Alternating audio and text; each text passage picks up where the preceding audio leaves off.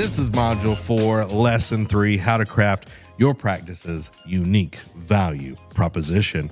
So what is it and why does it matter? This is basically what makes you you. Like, why is your practice different than the other practices? And so, again, this may be convenience. This may be that you want to see adults only. You want to see kids only. It's what makes your practice unique. It could be as simple or as, detailed. You could be, I'm an airway, like fanatic. That's right. I see people rolling their eyes about airway right now, but how does and this is something I also think, how does your UVP, that's how we're going to say it, how is that helping your patients? Yeah, because now you're you're focusing in on your patient's needs, right? And so if you know your ideal patient, you know what your ideal patient's needs are, the value proposition should go in line with that, and you're better serving them. Yeah, I like that, better serving them. So let's talk about building a strong UVP.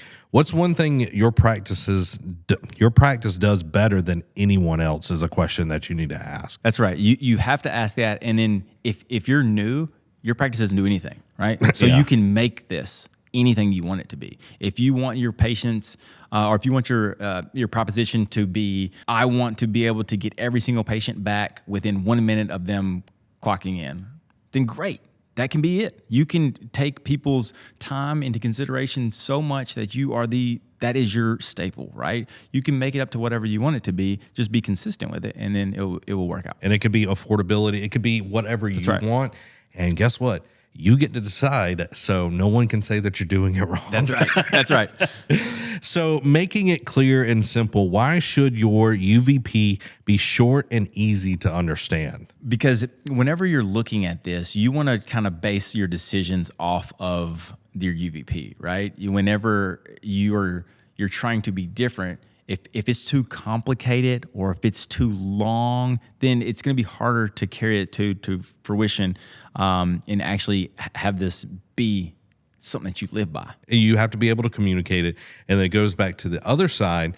You can't just be, we're the best. Yeah, we're the best.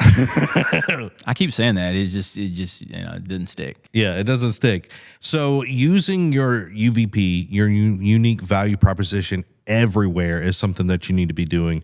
Where should that show up in your practice? If your unique value proposition is something that you're talking about, then your action should show it, right?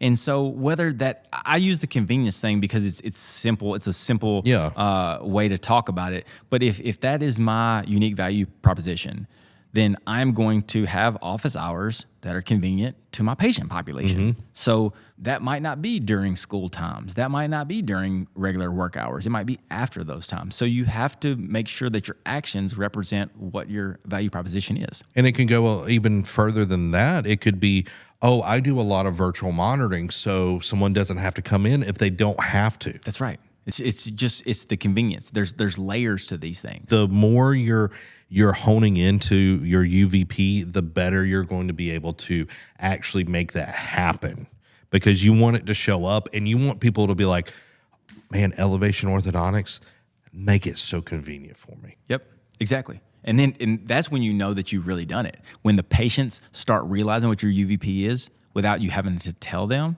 and they're like, oh man, y'all just make it so convenient here. That's like, ding, ding, ding, we won. Right? Yeah.